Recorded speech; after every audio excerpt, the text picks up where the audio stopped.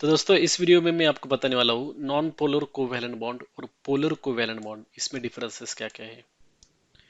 तो covalent bond पहले समझते हैं। कोवैलेंट बॉन्ड में क्या होता है, जब दो आइटम में एक बॉन्ड बनता है और उसमें इलेक्ट्रॉन शेयर करके जब बॉन्ड बनता है स्पेशली, तो इसको बोलते हैं कोवैलेंट बॉन्ड। अभी कोवैलेंट बॉन्ड में दो टाइप है, नॉन पोलर और पोलर। तो पहले समझते हैं कि नॉन पोलर कोवैलेंट बॉन्ड क्या होता है।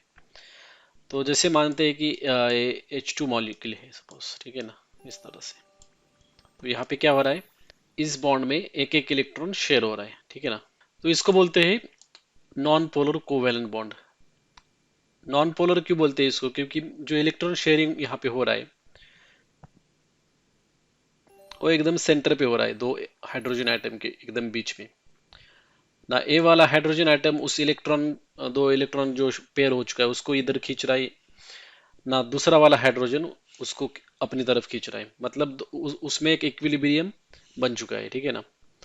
लेकिन पोलर कोवैलेंट बॉन्ड में क्या होता है, जैसे कि फॉर एग्जांपल एच एफ है, ठीक है, एच और एफ, इन दोनों के बीच जो बॉन्ड बन रहा है उसको बोलते हैं पोलर कोवैलेंट बॉन्ड।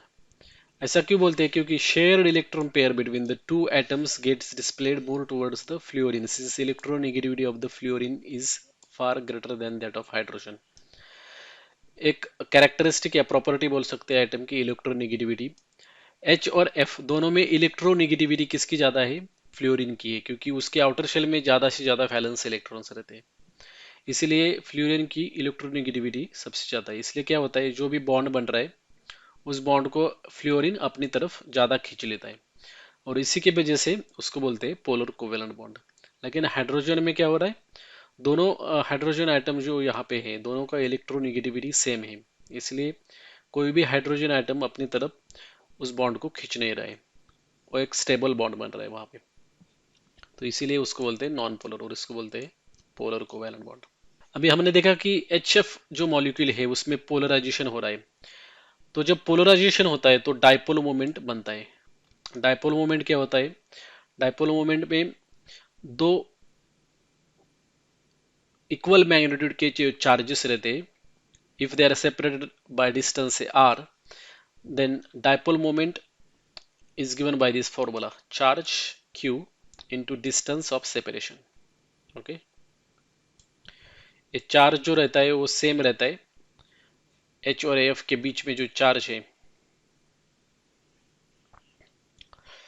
तो यहाँ पे इन्होंने दिया है dipole moment which can be define as the product of magnitude of the charge and the distance between the centre of positive and negative charge.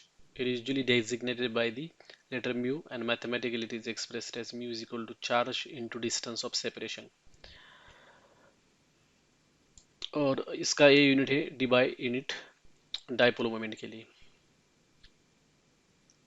And 1 D by is equal to 3.33564 into 10⁻³ cm coulomb metre is actually the dimensions. और एक चीज आपको देखना पड़ेगा कि dipole moment जो रहता है वो एक वेक्टर क्वांटिटी, मतलब डायरेक्शन भी इंपॉर्टेंट रहता है along with magnitude।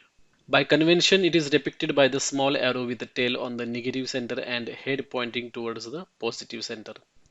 लेकिन केमिस्ट्री में हम लोग उल्टा करते हैं। केमिस्ट्री में हम लोग क्या कर रहे हैं, जहाँ पे ज़्यादा निगेटिव चार्ज है वहाँ पे एरो दिखाते हैं, और ये जहाँ पे ज़्यादा पॉजिटिव है वहाँ पे ये प्लस साइन दिखाते हैं, और ये इस तरह से एरो ड्रॉ करते हैं।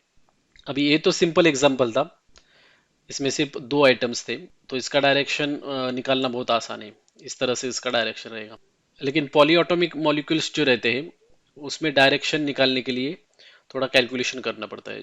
पॉलीऑटोमिक मॉलिक्यूल्स का क्या मतलब है, जिसमें दो से ज्यादा एटम्स रहते हैं, जैसे कि H2O में तीन एटम्स है, ठीक है ना।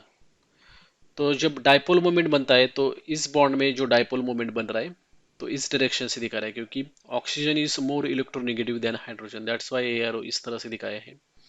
और इस केस में भी oxygen is more electronegative than hydrogen, that's why इस बॉन्ड में इस तरह से डायपोल मोमेंट बनेगा।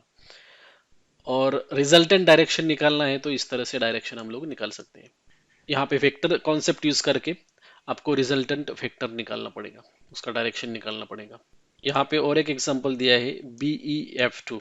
इसमें फ्लोरीन की दो एटम्स है और बेरिलियम का वन एटम है। तो इस केस में क्या हो रहा है, फ्लोरीन इज मोर इलेक्ट्रोनेगेटिविटी, तो इस तरह से एरो दिखाया है, और यहाँ पे और एक एरो दिखाया है, दो एरोज दिखाए हैं यहाँ पे। तो दोनों एरोज का मैग्नीट्यूड जो है सेम है और डायरेक्शन अपोजिट है, इसलिए वो दोनों कैंसल आउट हो जाते हैं, और इसीलिए dipole moment is zero for this particular molecule. और लास्ट वाला एग्जांपल दिया है BF3 का, उसमें भी डाइपोल मोमेंट जीरो है। इसमें जीरो क्यों है? क्योंकि ए वाला जो डाइपोल मोमेंट है इसका डायरेक्शन इस तरफ है, और ए दो जो है इसका रिजल्टेंट क्या आ रहा है, इस तरह से आ रहा है, ठीक है ना। तो दोनों कैंसल आउट हो रहे हैं एक दूसरे को, इसलिए उसका डाइपोल मोमेंट जीरो आ रहा है। तो एक बार फिर से रिवाइज करते हैं। इस वीडियो में हमने क्या देखा, नॉन पोलर कोवैलेंट बॉन्ड क्या रहता है, जैसे कि हाइड्रोजन मॉलिक्यूल में रहता है H2 में। उसके बाद पोलर कोवैलेंट बॉन्ड क्या रहता है, जैसे HF में रहता है, ठीक है ना। और उसके बाद डाइपोल मोमेंट के बारे में हमने पढ़ा। अगर आपके पास और भी कुछ क्वेश्चन है तो मुझे कमेंट में लिख सकते हैं। मिलते हैं नए वीडियो में।